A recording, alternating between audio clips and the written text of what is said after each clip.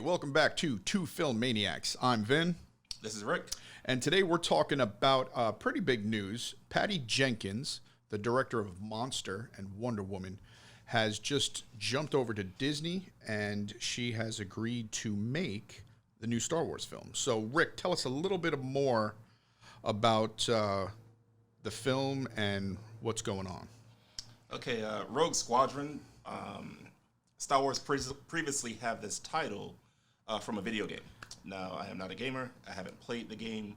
But Jenkins did come out over the weekend and say that her movie Rogue One isn't going to be based on the video game. Her background in this is her dad was a fighter pilot for the U.S. military. And as a young kid, she's always liked fighter jets because her dad was a pilot. Unfortunately, he lost his life serving his country.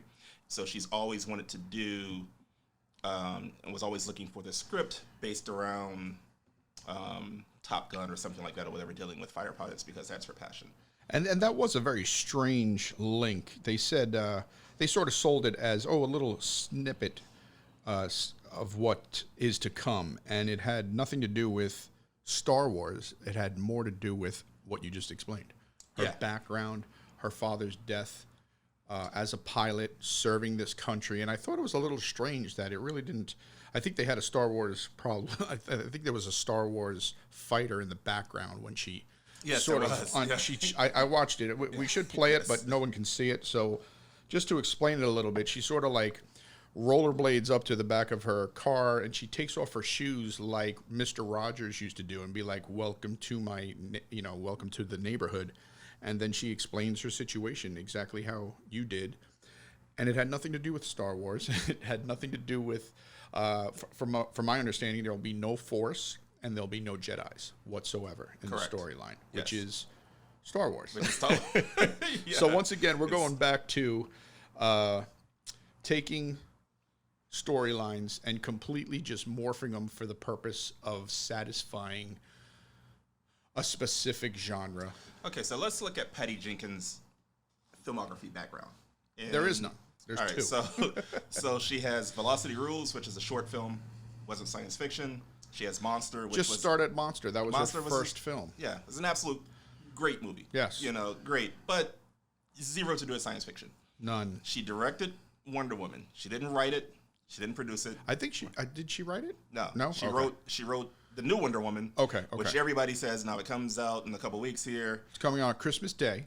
Everybody says it's a mess. Yes. They're like, they had to do a ton of reshoots, and they're giving her permission to write this Rogue Squadron. And we do have to throw in there as well, since she was the one director that did not have a problem with Warner Brothers streaming their 2021 slate of films, Nolan did. They gave her $10 and million. Like Denis did. Okay, they gave her some money. I thought it was a little further than that, and they said, "Hey, listen, if you don't say anything, we'll give you the next Star Wars." No. They gave her $10 million bonus. So for $10 million, for $10 million, don't say anything. Yes, and we'll also let you get into the Star Wars. Correct. So now you're actually part of Disney and getting a little kickback from that. So we just had to throw in that little tidbit that she was the only director to say, hey, you know what? I would love Wonder Woman to be shown in homes throughout the world on Christmas Day. I think that's really cool. So she was quoted for saying that. Yeah. But I mean, so science fiction, just like horror's in your blood, science fiction's in my blood. I grew up reading a lot of mythologies, a lot of science fiction. A couple of the first books I've ever read in my life was, like the Iliad and Robotech, and just, my aunt was a librarian. So days where, I get out of school and I wasn't playing sports, they dropped me up to the library and I would just read comics, science fiction, fantasy, or whatever the case may be. I say that to mean I have no idea how somebody who didn't grow up with a background in comics is writing Wonder Woman in Star Wars and directing it. So now I guess we have to talk about first Wonder Woman. Yes, we agree. Monster was a good film, but it was a totally different genre, different film. Totally it was like an independent early 90s film. So now Wonder Woman. What did you think of the original Wonder Woman? I didn't like it as much as everybody else, but I thought it was okay. I thought it was cool for the most part. But I enjoyed she didn't knock it out of the park. And that's my personal taste, but I will say audiences around the world love Wonder Woman. Yeah. So yeah, and definitely a lot more than Ray. Wonder Woman, I mean, I know Yes, my daughter, yes. she's all about Yes. Wonder Woman, but nothing about Ray whatsoever. Right. She did not, Right. she wasn't able to identify at all with Ray. But Wonder Woman did make a change, so she did do a good job with it. But again, it seems like they're just handing over franchises to people that follow the rules Yes. real closely, maybe. Now, because it's based on her dad, I wonder would she be allowed to have a male lead as the top pilot in this Rogue Squadron, or is she going to bring a female lead in? Oh, I have no idea I don't know the story. Right. It's already done, though, right? This is coming out in like 2 weeks, week and a half. What, Rogue Squadron? No. Oh, no. Okay, sorry. I thought you were talking about Star Wars. Rogue, No. Rogue, I think it's going to be a female Now, cast. I think they're going to go that route still because Kathleen Kennedy is involved. yes. She chose, her to do this, directing this new Star Wars Rogue series. It has nothing to do with the Force. It has nothing to do with the Jedis. It has nothing to do with lightsabers. So maybe lightsabers will be in there. I'm not sure, but I doubt it. But I think they want to change and flip everything on its back. Now, I will just do a say complete 180. about this from a believability standpoint, where like nobody believes 5'2" Daisy Ridley is overpowering people. It takes a vast leap of the imagination. She hasn't been trained. She doesn't have any strength. She doesn't look the role. Yeah. I will say this about women. Women are generally better fighter pilots than men, statistically across the board. That's not something a lot of people know. We got to be careful with what you say here. I know, right? We'll be careful. But I'm just saying, statistically, women do make better fighter pilots than men. Okay. Overall. Now, there's not as many women that do it, but like when you go to top scorers, top fighter pilots across the military, Yeah, I see what you're saying. they do find that women test better than men, and they're like, it's something to do with your blood and your urine and blah blah blah blah blah whatever. And then I think just because most women brains can do multiple things at one time, to where guys are a little bit more limited, they generally make better fighter pilots than men. We just want to kill. We just want to kill. We just That's so all. Let us kill. yeah, so it's like if you'd want a rogue squadron of female fighter pilots, because they're generally they're generally a little bit more talented than their male counterparts when it comes to flying jets and blowing things up. And it is funny that we do have a little bit of that sexist vibe, because it's sort of taking this male dominant science fiction story, George Lucas's Star Wars, where Yes. there's like, of course, there's a Princess Leia, that was always there. However, it's a male dominated science fiction film series, actually. And now these things that were once dominated by the male brush is now being painted with this female brush. And I don't know, maybe just a lot of people are not prepared or able to say, you know what, they'll do maybe even a better job, And sometimes, I mean, like from the films that we see, like, there's this, when you look at those 80 mil films, and they're full of testosterone, they're full of things being blown up, they're full of guys just going around killing things. Now, I do agree with you in the sense that, like if you take Rambo or you take the Terminator in its completed form, and you gave it to a female to rewrite, it'd probably be it'd probably have more universal appeal, as a movie. So a lot of those, but it will lose its testosterone. It will lose its testosterone. Its little grit, its little John Wayne. Because not many women watch John Wayne war films or westerns for that. Or westerns, fact. or Sicario. They're getting into it. They're getting into it more, because even my wife, who's not, she always levels me with just, hey, film is entertainment, and I have to school her a lot of times to be like, no, there's a lot going involved. There's a lot involved with it, and there is a point of view, and it is made for a specific audience, and we grew up on that, and the girls just were not into war films or science fiction films, and they are getting into it a little bit more. Science fiction for sure, comics for sure. I think westerns slowly, because you're getting films like Missing by Ron Howard, and it's got a very big female presence as well, because they used to be so shadowed by Clint Eastwood and stuff. Like, he didn't really put in a female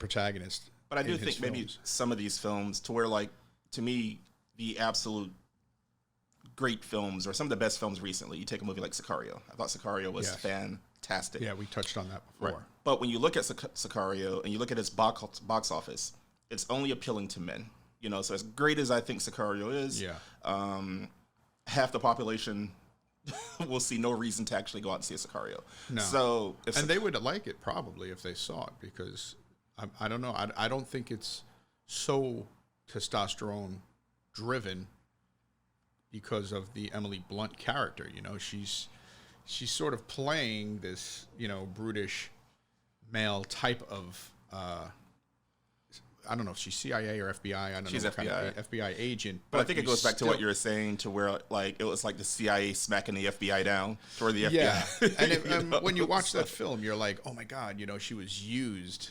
Yes, and like women were once used in film. You know, that stereotype, like she's this, she's lower than, she's not up here with us anyway, and just the way that she's used and abused, and by the end of the film you're like, oh my God, they like. For me, it was almost a CIA propaganda film, to where it was just like, you know, you domestic people, you domestic organizations, like, you know, get out of the way and let us do our jobs, because you guys are just, you know, like you're a bunch of wimps.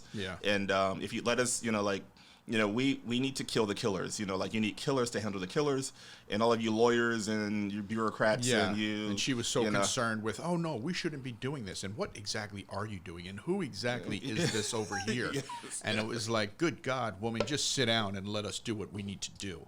And there were a lot of those moments it was, in it, and you thought it was going to spin, but it never spun. It never spun over to, hey, yes, she's making valid points, and we're going to do the right thing when it comes to this. No, this movie's about vengeance. Yes. To me, it was a modern day Western for sure. Oh, yeah, definitely. You know, it was a great flick. Yeah. Great flick for sure. But, okay, getting back now to Patty Jenkins and whether or not she'll do a good job. I think she'll do a good job. She is a good director. You know, she made Wonder Woman. She made Monster. But I think she's also under the umbrella now of Disney, and she will do what she's supposed to. I don't think directors now who work for Disney have much say.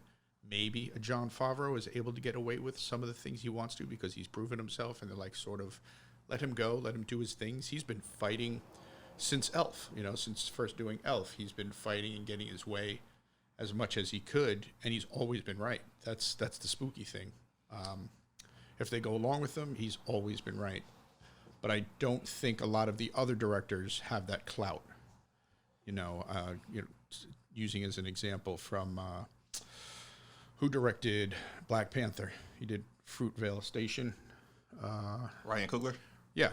So he does Fruitvale Station, and then he does Black Panther. Like, how do you make that transition? How do you make that jump from your, like, first film being Fruitvale Station about police brutality, and then you are now at the helm of Black Panther, which was a great film, but I sort of feel like he just had to do what he was told, and he did what he was told. You know, my question isn't so much about, okay, we need more female directors. My question is, why not Catherine Bigelow?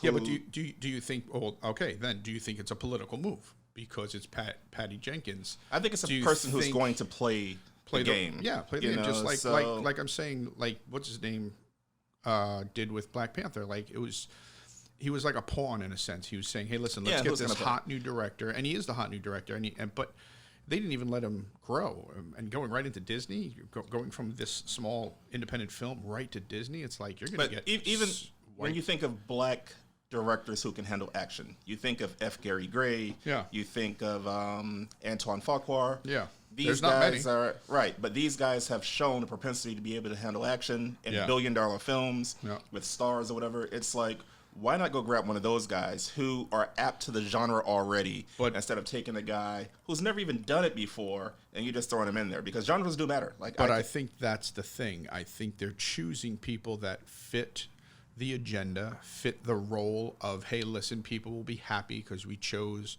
a black director for this or a female director for this in specific roles. But like you're saying, Antoine Fuqua, they're not choosing him to do this big blockbuster, I think, because he's like, hey, I'm going to do what I want to do.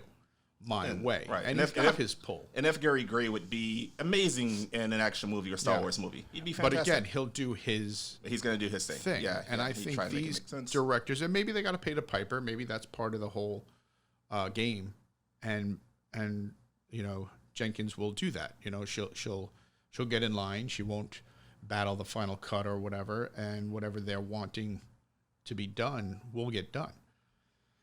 So, but it is interesting. It is an interesting choice of female director to come over. But we knew this for the past year or two, really 4 or 5 years, right, of Kathleen Kennedy coming in and really wanting to say, hey, listen, let's turn this. And if anybody, you know, people will be like, oh, well, you're so sexist, or you're just making it about this one thing. And we are, because it's so blatant.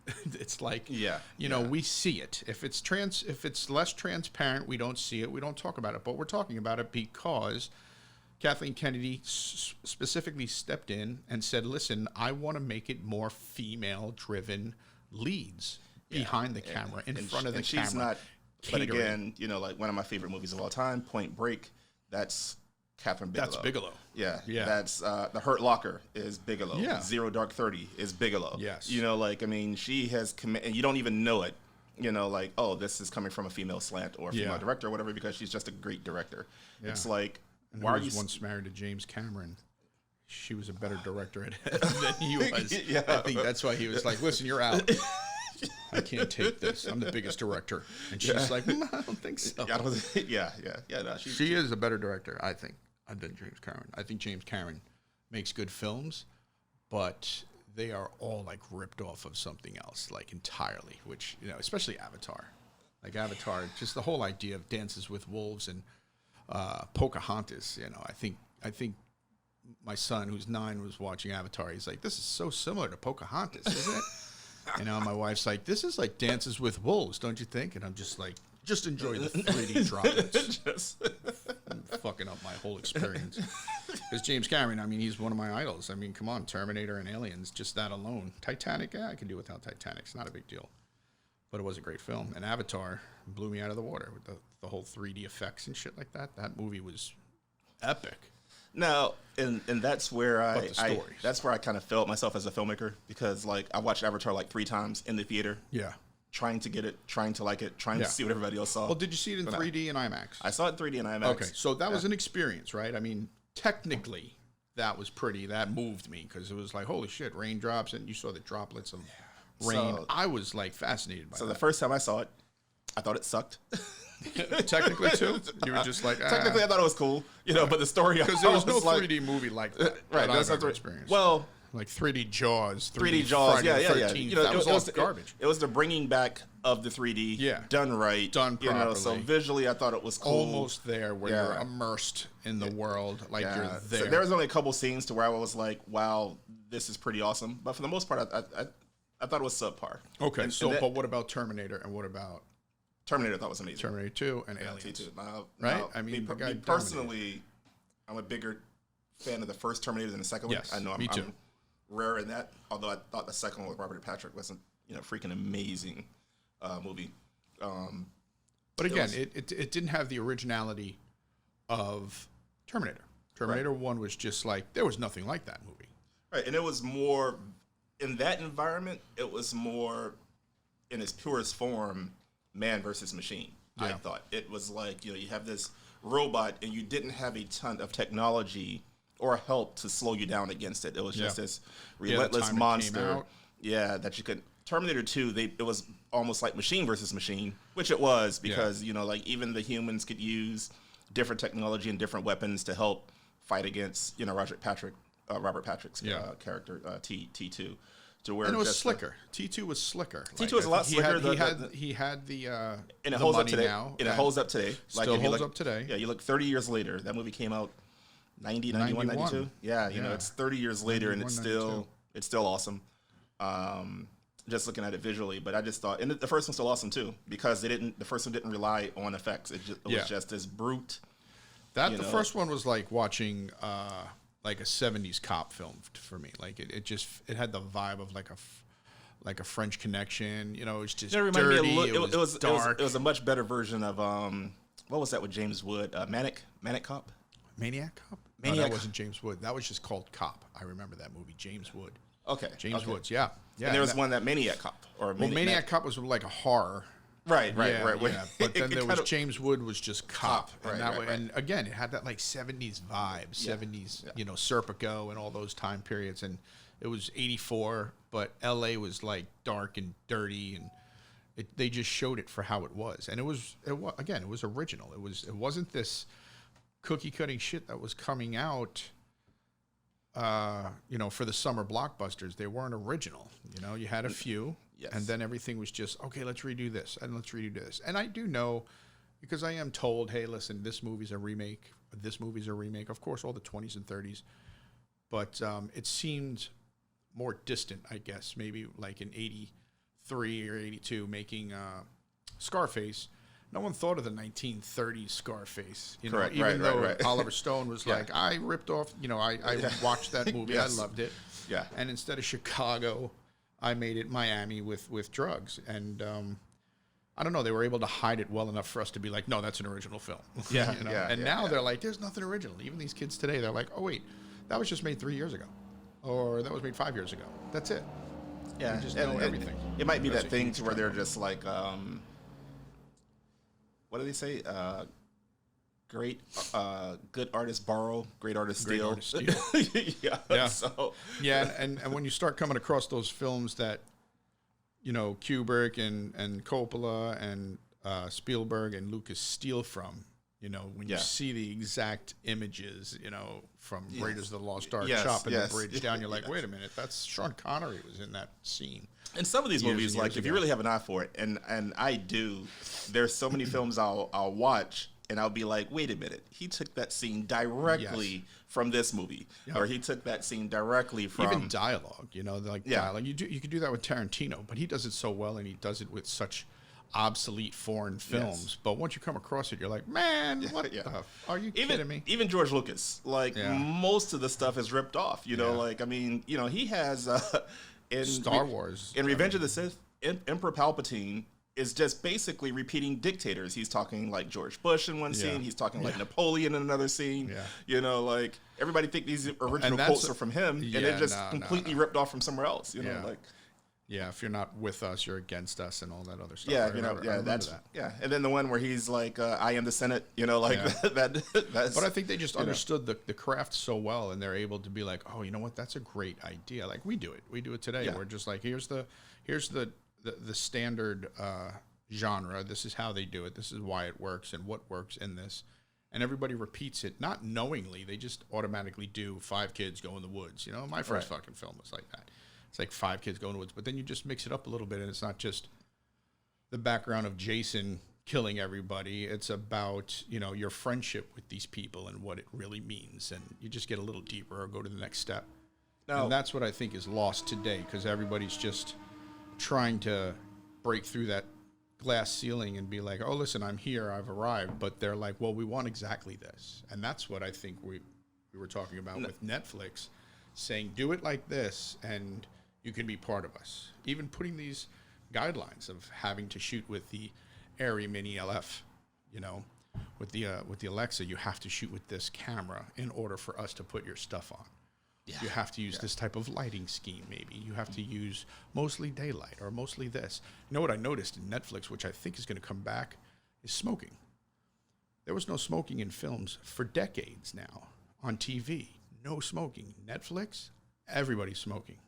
So I think that's going to start coming into play. I don't know if they're funding some films, but when you're making a film about a serial killer from the 70s and you want to make that vibe, everybody's smoking. I just saw Des on Netflix, and it's a British series, limited series, 3 episodes, I think, smoking through the whole fucking thing, like chain smoking. And then I watched another series, and it's British. They were British films, But it is. But even the series now, they're all smoking. It is cool and stereotypical to have the cop detective smoking. Yeah, to have a but smoking it's been problem, gone. We haven't realized. People have been so transfixed on who they're watching. You never see these stars smoking. Brad Pitt never smokes in a film. Tom Cruise never smokes. Harrison Ford. All these films that are slated in the U.S. and on TV and miniseries Never do you see smoking until Netflix. Stranger Days, that cop. Yes. He just started lighting up. I remember the yes. first time you saw him, he lit up, and I'm like, shit, I haven't seen a cigarette in a fucking film in ages. Let's get back to Bigelow. Yeah, we got what off do you topic. Bigelow or Jenkins? Jenkins, I'm sorry. Okay. I'm sorry. Let's get back to Jenkins. So, when you make a do you think they're just saying, well, hey, we have this huge Star Wars platform, The Mandalorian's out, Star Wars is picking back up again because like the sequel trilogy kind of killed it, and their numbers were down. Like the first one made $2 billion, the second one made 1.3, the third one barely made $1 billion. So it was actually trending in the wrong direction. Sure, like comics we discussed. Yeah, so nobody, like the characters, like Star Wars just announced a slate of like 12 films. Mm-hmm. Not one is based on any character from the sequel trilogy, which is very, very strange. You're just coming off the heels of a 6-year endeavor into Finn and Poe and Rey and Kylo Ren and whatever. So it's definitely on the downslope. However, the thing that they have for them, which they shouldn't have for them, is the closure of theaters. None of these films could be made and put into a theater. It would only be for a streaming service, such as Disney, right? Right. So that's the only thing that gets them that, wow, look at all the people that are watching this. It's because nobody can go to the fucking theater. That's why these are popular. Yes. And Disney's a very popular, streaming service. And now they're saying, oh, look at what these, I'm going to give it to Patty Jenkins to direct Star Wars. Look how well it did. Right. No, it didn't. It didn't do well. It didn't sell a T-shirt. It didn't do what it did originally. It's going away. It's getting shittier and shittier. The films will be well made. I'm not going to lie. Technically, these filmmakers are good filmmakers. But as for the story and the world, I think it's gone. I think they'll blame women on it later on. I think that's like Kathleen. Well, initially they'll blame men. They'll say men are misogynistic, racist, blah blah blah blah. That's blah. what they're doing. Whatever. But Kathleen Kennedy, 5-10 years from now, she'll be like, oh well, look at what she did with Disney and making it what it is. No. Let's go back and show that she killed an entire franchise, and it's just by the grace of God that Corona killed the theaters and they have nothing else to watch, and Disney owns them, and Kathleen Kennedy is in charge of it and saying, I want female leads. I want females behind the directing chair, editing chair, shooting, cinematography as well. Because you got to remember, all those seats have to be filled by women, which they should. Yes. But I don't think that they'll get a fair shake, really. And I really feel that they're going to blame her at the end, which I think will be wrong to do. She's responsible for killing the franchise here. However, she's not responsible for the whole Me Too that's going to flip over years from now, and they're going to be like, see, women can't fucking do what men can do in film. I think it's going to be like a flip later on down a few years from now. Well, I think the only thing that these suits somewhere along the line. So you have this agenda being pushed. You have they're like, this is a new market. This is a new avenue for us to exploit more revenue. Yeah. But when you lose that base of fans that you originally have, and then the new fans don't step up to replace them, I mean, at some point, you have to go back to, because at the end of the day, it's all numbers. So either you get everybody on board, and what's troubling is we're starting to understand that a lot of these studios are talking to each other. A lot of these tech giants are talking to each other. So they're just like, hey, look, if we want to push this agenda, we all have to be on board. Like, you can't kill the older audience, like you're saying. Like, they pissed off the older audience so right, much so. Right, but you can't. You opened up a new audience, but it was only 4 or 5% of that new audience. Right. So you lost the 50% because 100% of the audience, male audience, was there. They were in it. They were invested. They were there. Yes. They were like, whatever you make a cartoon. Fuck it, I'll watch it. Give me a Chewbacca doll. I'll buy it. However, they grasped for this other 51%, and they didn't get it. But I do think they're banding together, and it's just this echo chamber to where they're all making the same kind of film. So now that audience, it's like with comics. Comics is dying because, like, if they would leave 1 or 2 titles alone, or the titles that they didn't bother, they're still going strong. So it had to be like a universal sweep of, let's change all the characters. Let's change Spider-Man. Let's change Thor. Right. Let's change the X-Men. Let's change, so down the line, it's like we have to hurt all of them at once because the numbers will be transparent. Then it's like, well, you left that one alone and that one's doing well. You didn't mess with this one, and this one's doing, but you destroyed this, nobody's buying it. It So, could be a sick conspiracy, though, just to be like, listen, we gave you your shot, and you fucked it up. So here's your shot. You want this woman? Here you go. Go ahead and make this film. Go ahead and control this franchise, and then 10 years from now, George will come back, buy it pennies on the dollar, probably, and be like, let me fix it back up. If the Eternals fail, That's dead. if the Eternals fail, the new Marvel movie's coming out. It has That's gonna. Look at the New Mutants. The New Mutants. Was that what it was called? Yeah. Who's talking about it? Anybody talking about that? Anybody saying, "Hey, listen"? They'll blame man, that on the transition and the streaming services, and but you could only get like 2 years to fix something up, and they've had like 5, and that's it. Like Marvel is done. That's it. With Endgames, they basically said, "Listen, we're closing the doors to this." And since they are not connecting it directly to Iron Man and Captain America and all that shit, even if it's Captain America having a daughter, that's one of those New Mutants or whatever, done. It's like starting from 1940s again and people just being like, who wants this infantile information and superheroes? Nobody wants them anymore. We wanted them because we grew up on them. We're still children. You know what's crazy in that we're starting to try and dabble in is the animes in Japan have never been bigger or stronger. They're huge. So, and they're like, huge here. Never been bigger and stronger than here. Yeah, never been bigger and stronger than here. Never been bigger and stronger than bigger there. and stronger there. Yeah, and still can't even fucking make those films. They still can't even make Akira like a live action film. They just can't. The technology is still not even there, I think. For Akira, but you do have like the biggies. You do have the biggies. You do have this one. I thought it was an amazing adaptation. I had seen the anime. It's Reunion Kenshin. Yeah, but you're linked to that world too. But most people are. Like, no, I mean, that was the biggest. I have no fucking clue who that is or what that is. Like, none. It was the biggest movie out of Japan. It's not mainstream. I think it's the first or second #1 Japanese movie. You know, so huge, I do look at. But that's because you're into animation.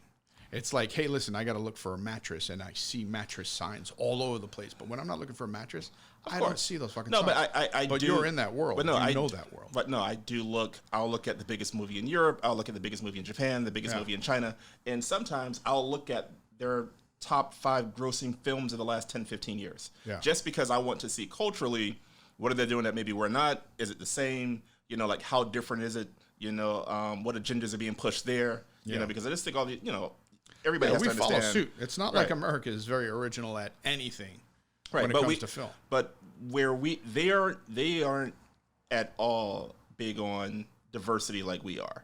You know, like, I mean, in their films, they're just letting filmmakers tell stories. You don't see this huge push on, like, I don't think they would ever do, like, you'll never see in Russia a movie that says, we have to have a trans person, we have to have a gay person, we have to have a black person, we have to have a woman lead. We were in the 70s and the 80s, that's how we were.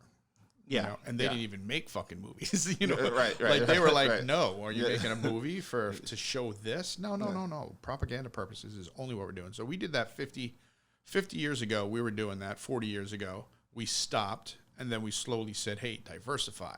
Now they're making films that we were making in the 70s and 80s, these propaganda pieces like Chuck Norris and Sylvester Stallone, and these propaganda pieces that, spoke about one side, pushed one agenda. They're doing that, and we do escalate in that sense. Yeah. They'll do that maybe in 40 years from now. Not now. But right now, they're not doing that, like you said, exactly. Japan's not doing it. South Korea's not doing it. Yeah, they need their male action hero. They need their male action hero. Yes, it's like that's their shit. Yeah, but and their movies, and their movies are. So maybe this is just the painful birth pains of people getting woke. Close. People getting woke. Yeah, it's like they're waking up society, and this society is like, you need more of this. You need to be more accepting of this. You need to be more accepting of that. You need to like this or like that. And if you don't like this or that, something's wrong with you. Yeah. And we're having a problem here in this country right now with that change. That change, that turnover. People are having a big issue with it. Comicsgate, like we discussed. Being pushed an agenda in a film, which we see over the top now, like even in the Avengers Endgame, when they're like the Me Too movement at the end with the girls, and they're like, we're here to save. and he just like smacked them, and they all flew all over. What I think the Patty Jenkins thing, it seems so disingenuous, simply because it's like, when you totally peel back the layers, and you're like, how did this person get this job? Does she have a lot of film under her belt? No. What, did she write some science fiction books? No. Does she have a science fiction background? No. No. Has she created any action movie before? No. Has she created any fighter pilot movies before? But that's Hollywood's way of doing it to please the masses, just like they did with, from Fruitvale Station to be like, here, make Black Panther. Because don't forget the whole, the white Oscars thing that came around. Yes. All of a sudden they were like, black this, black that, black this, black that. And people were supposed to be like, oh yeah, thank you.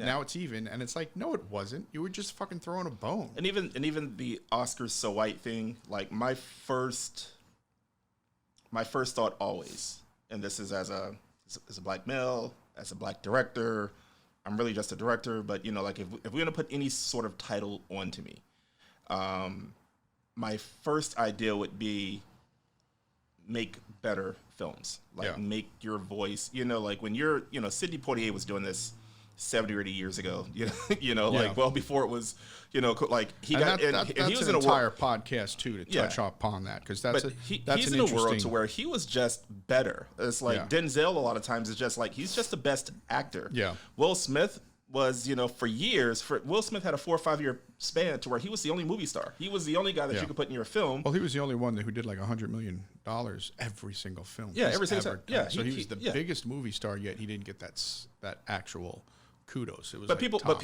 people knew, like every screenwriter, they were like, who? Tom Cruise didn't even have it. I'm listening to an interview with Will Smith was above Tom Cruise, but he didn't get the kudos. Yeah, Robert that he did. I remember Robert Towell was having this interview, and he's like, "There's only one movie star right now," and he's like, "That's Will Smith." And he mentioned Tom. He's like, "Tom Cruise is nice. This person's nice. That person's nice." But he's like, the only movie star out there at that time is Will Smith. And you think about movie stars right now, the only movie star right now is probably The Rock. Like he's the only. Yeah, we had this discussion because I was like, no, it's Leonardo. And I love Leonardo. Like, Leonardo's the best actor. But it was money-wise and money-wise, yeah. Leonardo's the best actor. Leonardo's probably my favorite actor out right now. But the draw, the bottom dollar, he'll make more money. He's going to make more money. But the idea of movie star where you're unattainable, that you're like a figment of an imagination walking by, The Rock is like more approachable, more like, hey, listen, he's cool with it. You don't see Leonardo on social media being like, yo, follow me for my 5 o'clock fucking rip. That's where he gets his following and he gets everything, and he's crossed barriers. But I just think The Rock can play kindergarten cop. The Rock can play Mr. Imam, and The Rock can play a Star Wars Jedi. And he is going to, like, if you have a franchise in trouble. And then again, it goes to money. Like, he'll be the biggest draw, and he'll bring in money no matter what. A 5-year-old likes him. A 55-year-old likes him. Right. And 5-year-old, nobody watches fucking Leonardo DiCaprio's movies as a 5-year-old. And just think of his clout, because he's only got this, like, female fan base, and then all the filmmaker guys. It's like George Clooney. It's like, what have you really done, George, to be this movie star of that clout? Yeah, so I don't get it. Like, and George Clooney again is in the head. George Clooney again is good, but The Rock is just a draw. Like you said, my nephews know The Rock, and my parents know The Rock. So you throw them on the screen, they're just like, we know that guy. If I threw Leonardo out there, my nephews don't know who he is, and my parents have no idea who he is. No. So it's like Michael Jackson, and then you too. It's like, and again, it's like Michael Jackson didn't have the screen racism because he was the best. Like in the 70s and 80s, it's like it's Mike. So my whole thing with the Oscar So White, it's like, are we saying that the films that they put up, and I always look at that. I'm very skeptical of this whole topic. No, it's my only point is, like, are they bad films? Like, was The Revenant a bad film? Revenant no. So film. Right. So when you're looking at these things, it's like, what are we saying? Are we just to pick a lesser movie? Yeah. Because are we supposed to pick a lesser? Now, if you put up, the year Denzel lost to Gladiator, I thought was BS. I thought he should have won it. The year he won it, I thought was BS. Yeah, he won for being a crooked LA cop. We're going into a whole podcast. We got to put this into. But again, Russell Crowe had a better performance in A Beautiful Mind, but Russell Crowe won it for Gladiator. And Denzel should have won it for Bantu Stephen Biko or Malcolm X or The Hurricane. The Hurricane. Like, The Hurricane's freaking fantastic. Much, and that's why I think, and again, we'll go to this on another show, but that's why I think that racism is so deep in Hollywood, because they threw him a Oscar at a time where everybody was bitching about black, white, and he was playing A corrupt cop. A corrupt LA cop, which was like a smack in the face because it's like, it's political. It's like we're talking about the thing that. But I think at that point, for Hollywood, if you don't give it to them there, you know, like, see, so, to me, I think they gave it to him as, you know what, we're going to give it to you as the one thing that you're stereotypically trying to fight against. It was the year after they screwed him, though. It wasn't 2-3 years later. It was no. Remember It just happened. Remember it was him and Russell Crowe. Yeah, and they gave it to Russell Crowe for Gladiator. And then the very next year, it was Hurricane Against Beautiful Mind, and they gave it to him. I'm sorry, it was. But what was going outside of the gates of the studios is what I'm talking about. That's when they gave it to him. That's when they were like, "Listen, there's too much. You know, nobody's ever getting it." And they gave it to him for that. Look at what they gave it to Halle Berry. Yes, Monsters Ball. Monsters Ball. Come on, are you serious? But honestly, this single black mom who was a complete wreck, a complete mess. You know what I'm saying? Getting involved with this racist fucking guy, who it was just so stereotypical. But I get that. But and Halle is probably for half of my life I thought the prettiest girl on the planet. Yeah. She can't act. So you know what I did see her though? Her getting an Oscar in general. No, there's one movie that I nonsense. thought she could act, and that was I think it was called Frankie and something, where she plays this multiple personality like Sybil, and she pulled it off, man. Because you're watching and she just transitions like right. She in front has of the like just the way her eyes were. She has like 80 films. She might be good in 2 of them. But she watch this one. This one is this. I think she even executive produced. She's like, I'm going to show her my chop. I'm going to show my chops on this one, and she did. Most of everything else, she was just a tits and ass, beautiful woman. That's and she is by far and away generally the most attractive person in your movie. See, so, we and that's go the talent political itself all the time. It's very difficult for us to stay just lighthearted and entertainment. That's why we're maniacs with this whole situation, because we always go to this, and it's good. We're going to have to go to another, a whole other program about this race thing, and because we've touched it with Patty Jenkins, and we're basically accusing her of stealing somebody else's job to come in here. We're basically and saying, say, Patty "Hey, Jenkins, listen, Patty Jenkins, you don't deserve this." Although you made Wonder Woman, and Wonder Woman made $1 billion, we don't think that that's enough. That's enough for you to get you a Star Wars. Yes, to go over. So. And it's like, and then you did win an Oscar for Monster. Wouldn't that be shitty? I mean, come on, like she won an Oscar for Monster, right? She won an Oscar. Charlize, I think, did. I don't think Patty did. I don't think so. Maybe script. I don't know. I definitely not director. I don't remember her winning a directing job.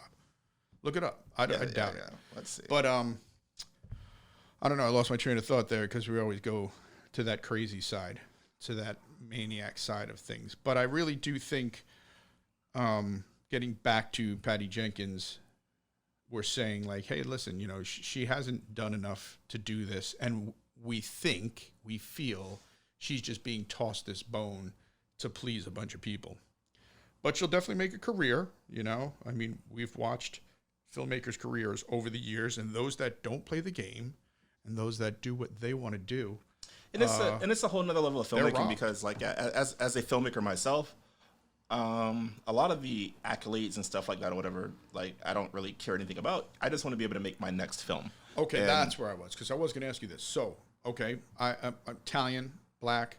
What if they were like, listen, you need to make this? We had this discussion, and again, I'm throwing something in that we should talk about on another podcast, but how would you feel if they were like, listen, here's a black story, and we need you to make this because you're a black filmmaker, rather than just a filmmaker, personally? 99.9% uninterested whatsoever. I mean, unless it's an interesting topic or something like that, but no. No, it wouldn't even have to be a topic. Okay, so then you're saying basically like, hey, listen, you look at me as a fucking filmmaker, not as a black filmmaker, as a black director. Why are you giving me this gig for this? Yeah. Now, do you play the game like we feel Patty Jenkins playing the game? Like, hey, listen, Star Wars. I have no fucking clue about Star Wars. My dad was a fighter jet pilot. Yeah. Go make Top Gun then. Don't fucking make Star Wars. Correct. It's totally different. But since they're saying, oh, no Jedi, no Force, no lightsabers, it's a totally different movie. It's about you and your dad, who's a fighter pilot. Now, this is where real life, for me, I think this is where real life stuff comes in to play. So, Patty Jenkins, we all have our problems. We all have issues. She's, I think, 49, 50 years old. I don't know how old her parents are. I don't know what type of financial situation she's in. You know, so as a filmmaker, somebody came in and said, "Hey, I want you to write the new Menace to Society," and I'm like, "I'm not interested in that." And they're like, "They're going to give me $20 million." I'll do it as an Italian American. I'll do it for $20 million. Yeah, so it depends on the financial scale. Do the right it's thing. Like, yeah, it's like that's my experience. Yeah, it's like, where do you want me? You know, one character will be Sal. It's like, what type of African garments would you like me to wear on set? You know, for this $20 million. You know, and just think of all the stories we don't hear that they just cover up, where it's just like you hear it all the time. You just hear this shit that goes on all the time with these stereotypical ideas of how this group of people should be represented in this film for the most amount of people to say, yes, that's right. And meanwhile, they don't have the courage to just say, hey, listen, Rick, your point of view of this, and you come to it and you're like, no, they don't dress like this. This character will not do this. This character will do this from my experience. Yes. Trust me. And they're like, no. You say different. And what's so awesome is, like, as an independent filmmaker, the reason why you're independent is because you want to garner money from different people to be allowed to make your film in the purity of its form. But even that, the guy who's giving you $100,000 to make this film, he's like, hey, look, my nephew has been a screw up, but he wants to be in acting. Yeah. You have to give him this role. You do. Or, hey, you know, like, this is my shop, so I need product placement in here. Or I need you to say this is good, or I need you to say this is bad. Or, hey, you know, my daughter is struggling with her sexuality, so I need you to put in a character who's gay or trans or bisexual. And how come we don't have an issue doing that when we work at Publix and we're like, hey, listen, my son needs a job, but he's gay. Can he push the carts? That doesn't come into play. Why does that come into play when it's a filmmaking experience? When it's a job, I can understand, hey, listen, my son needs a job, my daughter needs a job, my father, my mother. It's not, hey, my black mom needs a job, or my gay cousin needs a job. Or I mean, I just think when it comes to Prestige, sort of like totally off topic, but just like the all of those no, but wouldn't you give rich people in Silicon Valley, like, I want my kid a job? Oh yeah. But in other jobs, that sexuality doesn't come up, gender doesn't come up. It's like only in the film world or only in these specific high-profile jobs is it. Well, my nephew needs a job, and we're like, okay, great, let's see your nephew, and he needs to be in it because he's gay and he's not represented. No. Does he? He needs a job. That's it. Why do you got to mention this? I think all of these things. I mean, we do know if you know, Vinny has a great podcast coming up as well called Roar the Bewildered Herd, and it's awesome because it explores a lot of these things, but just the idea of film and television is to push propaganda. So we do have to understand that, like, and we do have to be responsible as whatever we say. Like, we don't want to give you guys some wrong information and be like, you know, we can sit here and say, this is our opinion. This is our opinion. Yes. I mean, we will back it up with some facts. Some facts, right? Like, but we don't want to tell you entertainment, right? We don't want to tell you that Patty Jenkins' first film is Monster, and then back in 1982 she directed an episode of the Ewoks with flying spaceships. We'll give you our maniac. Interpretation or our insane idea about what's being done, but again, it's an opinion. Yes, and we'll follow it up with, "Hey, listen, this is why I think this. This is why we think this way. It should be. That's how it should be. Open dialogue. Yeah. But we'll never be like, James Cameron, man. When he made Bad Boys, he was just awesome at it, and this is why he chose Will Smith and this. No, we know what the fuck we're talking about when it comes to just what's going on out there. But now it's our interpretation, just like. Little thing talking about cigarettes in film, like with Netflix now. Like, that's just something that I've noticed. There's a lot of smoking now in Netflix, and Netflix is in everybody's house, and everybody's going to start seeing smoking now. But that was banned on TV and cable. You weren't allowed to make movies and TV with people smoking. Yeah. Now you can. There's a change going on. And we don't have an opinion or a big opinion. Like, Vince is extremely liberal. So he's down for whatever, but just like anybody else, we do see an agenda, and I'm pretty open too. When we see an agenda getting pushed, we're not saying for the Eternals it's good or bad. We think it's a bad business strategy because it wasn't there before. So now you're opening up, Marvel's for kids. So when you're having all these issues on, okay, this guy is gay, this guy's bisexual, now you're putting sexuality and with 8, 9, 10-year-olds, and some parents are going to be uncomfortable with that. None of the parents are going to be like, I can't take my 10-year-old to see this movie because one of the characters is married, but he also has a boyfriend, and then this other character is trans. Like, these are adult themes for 8-year-olds and 9-year-olds, which is a completely, and like, I don't have an 8 or 9-year-old, so I can't tell you what's appropriate for your 8 or 9-year-old. I've been 8 or 9. And Disney films were never sexual. Right. There's never a sexuality and now, added to the film. I mean, yes, of course, they're beautiful, this, and they're in shape with that, and they look pretty. And, of course, they go back to, okay, how come there's no diversity there in Disney? And there's a reason, because they're pretty racist over the past, since 1920. But and even Patty Jenkins' film, because I'm sure the next thing we're going to hear is it's woke and it's diverse. And I don't think as a filmmaker, I've never gone into a film like coming out of Lord of the Rings.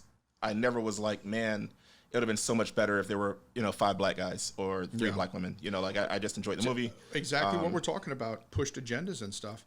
Nobody felt monster. Nobody questioned the homosexual, the lesbian aspect of this serial killer. That's what we were talking about. That was part of the world. It was part of it. It transcended anything about sexuality. We weren't like, oh my God, look at that evil lesbian. Correct. You didn't do that. It was just part of the story. If you wanted to go to a great concert and Elton John's coming, you're going. You're not thinking about anything that Elton John does in his personal life. You're just like, I want to go see a great concert. Elton John can play his ass off.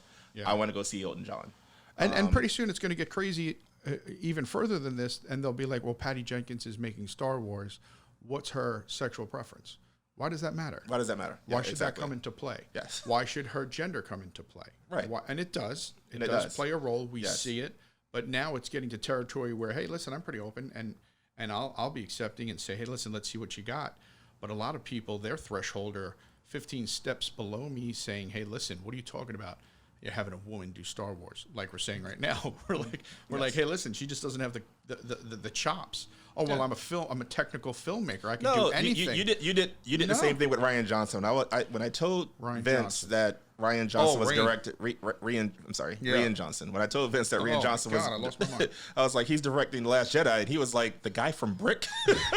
Yeah, I didn't know anything else other than I think Looper just came out. Yeah, he's like, how does this work? And I told him, I said, well, Looper was great, and he was like, the guy from Brick. Yeah, and I was like, no, that's all he made. He made Brick, he made Looper, and then they're like, you get the next Star Wars. So that I've been waiting 40 years for. So he knew it was going to be a disaster from the beginning, and I was like, no, he made Brick, and he was just like, I don't know. Again, it was a unique vision. It was a unique original voice.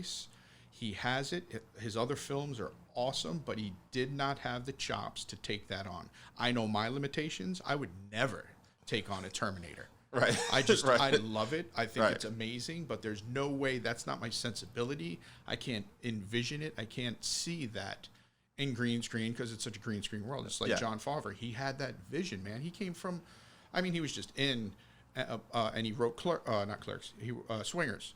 Right. Remember, that was an independent film. Get your foot in the door, but that dude had that mindset and that vision of big films, big films, and that Iron Man, that was huge. Yeah, that was huge. Yeah, fucking Elf, was.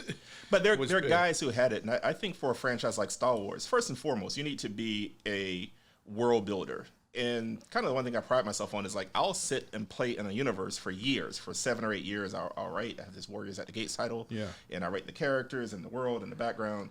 And people like Guillermo del Toro is good at that. People like Peter Jackson's good at that. They understand world building. For Star Wars, you really need to understand world building. You need to understand how governments work. You need to understand how military factions work. You need to understand how senates work. If you don't have those sensibilities, you can't take on that franchise because you really need that sci-fi sensibility. With those worlds. You know what I'm saying? Because you could do a Philip K. Dick film without the sci-fi aspect of it and have the paranoia that's there and the Sidney Lumet type of drama that's to it. But Sidney Lumet can't make a sci-fi. You know what I'm saying? Right. Like Jodorowsky would make, or so, it's just he just doesn't have that flair, I guess. He makes these types of films, and nowadays they're like, oh, let's take you. Because you're the hot thing, and there's a board of directors that you have to answer to in Disney. There's no director making final say. with No. any of that shit. There's not. Even with Black Panther. No. You know, he did not have the success before Black Panther to say, hey, listen, guys, I want to do this and this and this. I do think, and a lot of times, so what you have is, Lucas is the rare exception to where you have a filmmaker who really understands business. And sometimes those two things don't correlate, because as well as Peter Jackson and Guillermo del Toro might be able to create film worlds, you do have these suits that understand and be like, well, hey, this is the best move for the film. You want to release it on this month because all of our data points to X, Y, and Z. Now, a lot of times they're wrong. When The Matrix was coming out, they didn't really want to make it. They didn't really want to give it a lot of money. They didn't understand it. They're like, we're going to give this thing a March release because movies suck in March and it's a throwaway. And then when it becomes this mega hit, they're just as surprised as anybody. Remember Lucas with THX 1138, that first film coming out, that wasn't even like releasable. They were like, forget it. And they took Zoetrope away. The entire 5-film slate of Zoetrope and Coppola and all these people involved. And they're like, no, forget it. That whole deal is crushed because fucking Lucas's THX 1138. I don't understand that sci-fi, but which I thought was awesome. Like, it is 1138 is like film. I watch it today and I'm just like, holy. And today it's even better than back then because it's got this 1984 George Orwell vibe to it. And it's strange to look at a movie before you were born and just be be blown away by the just be blown away by the world and the effects even in that film. But sometimes you're too far ahead, like for that. Yes. The suits were like, no, but Star Wars, he still did it, and people were like, this is the guy that did fucking THX 1138. We got to be careful here. What the fuck? Remember, nobody would take it. It was Alan Ladd. Like, everybody rejected Star Wars. They got the script, and they were like, this doesn't make any sense. Did he do American Graffiti before Star Wars? Yeah, he did American Graffiti before Star Wars. That set him up for, hey, listen, he can be safe. Because, I mean, that was a double dog dare, basically, after THX 1138. Coppola was like, yo, I dare you to make just a film that everybody could enjoy, a nice little story, and he makes American Graffiti, and it blows it out of the fucking park. It's one of the most successful independent films ever made. And then he did Star Wars, and he did Star Wars, I'm going to creep back to 1138 style. Yeah. Hopefully but remember, Alan Ladd, and even Alan Ladd didn't like the movie. He was like, I don't like this, I don't understand this, but he was like, I believe in George. So he said, and this was his idea, I'm going to give him the money so this one can fail. Yeah. But he'll owe me 2-3 years from now when he does his next thing, and that'll be the thing that takes off. And they fucked up by not getting those rights to the dolls and shit. But nobody but he had the power and the clout after that, after the success of Star Wars. Like, I don't think if Star Wars made Star Wars, right? But he was asking for something that nobody wanted. So when he was like, exactly. Give me the merchandising for T-shirts and toys, they're like, what? That. Yeah, they're like, what? But without that money coming in, George was like, oh shit, look at all this money, and I have power. And that's what got Alan Ladd fired. Like, things because he let that shit go. Yeah, but it's something everybody signed off on. They're like, how could you not see that he was going to make toys and video games and T-shirts, and billions of dollars? I didn't even know what toys were. There were G.I. Joes and there were Barbies. Yeah, that's it. There wasn't even a Toys R Us, man. He's like, what? He's like, yeah, sure.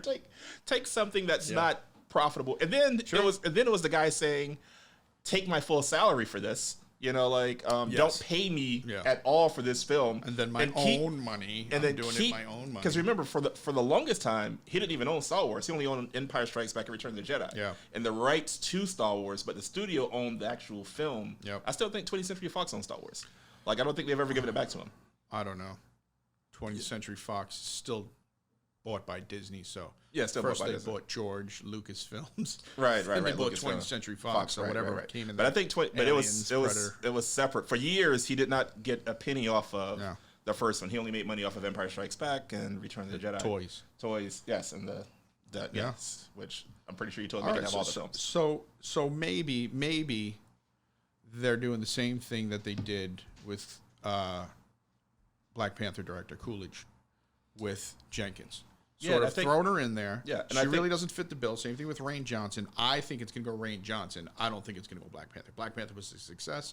It was a great movie, but that even with Black Panther thrown in the Marvel universe alone, it stands alone. You know what I'm saying? So it was there. It was great. Star Wars. It could be a good movie, but it's not going to be like a Black Panther. I think it's going to be like a Rain Johnson, where they fucked it up because they gave it to somebody that does not have that background. But think about all the of- things that they were of able to science fiction. promote Black Panther as. They were like the first black superhero in Marvel. You had Blade, but we're gonna forget about Blade and pretend he doesn't completely. exist. You know, so Yeah, but all we're the gonna act like that stars movie was aligned. All the right. stars aligned. So, You could be a good. so he was was this- a good a technical filmmaker for sure. But it was everything else that was wrapped up and going on with, but outside. I thought the of brilliant film. like Blade was made for comic book fans and Marvel fans. Yes, that's what Blade. 100%. That's what Blade. Black Panther was But made they went for. about it as not this 20 film connection. They were like, Right. it's a standalone, It's a standalone, film. right. Maybe we'll do 2. Maybe we'll do 3. Right. Wesley Snipes was trying to make that movie since the 80s. Right. Trying to get back. I think Spike Lee first took it on. In the 70s, he tried to get it going. Okay. Because I think he put Black Panther comic book in She's Gotta Have It. Okay. Mookie, not Mookie, but whoever it was that the character he was playing. I'm pretty sure he had the Black Panther in there, Right. Because that was his world. He was going to create his trying to world. do that. Okay. And look how long it took to get it made properly the way it should have been made. He And would have that- made it like a Blade. And that was a takeoff for Marvel. Like, Yes. Blade was their first good, Yeah. successful film because like comic books movies didn't work No, until that I one don't- came I out. don't. Was there any other Marvel film other than the Roger Corman Fantastic Four debacle in the 80s? Like, Well, there no, was you had nothing. The Punisher. You had some. They just all That was sucked. after. That was it. No, That wasn't before Blade. that was before Blade. Yeah. Yeah, Punisher was before Blade with John Travolta. or No, one with of the- Dolph Lundgren. Oh yes, that's right. He did Yeah. touch on a few. That was horrible. Yeah. that was- All right, well let's wrap this up, and we're gonna talk. Getting back to Patty Jenkins, the next podcast we're gonna talk about the top 10 badass women characters in film. So we know where to give the kudos and to give credit to where it's due, and so stick with us. And next podcast we're going to talk about that. So And in the comment section below, give us some ideas on what you think we should talk about next, what you'd like to hear about. And on Patty Jenkins, do you think it's going to be a success with Rogue Squadron? Do you think Disney will hide it in Disney Plus so you don't even know? Or are you excited for the film? Are you excited to see this filmmaker tackle Rogue Squadron, I'm sorry. So thanks for tuning in. This is Two Film Maniacs. I'm Vin. This is Rick. We'll see you next time.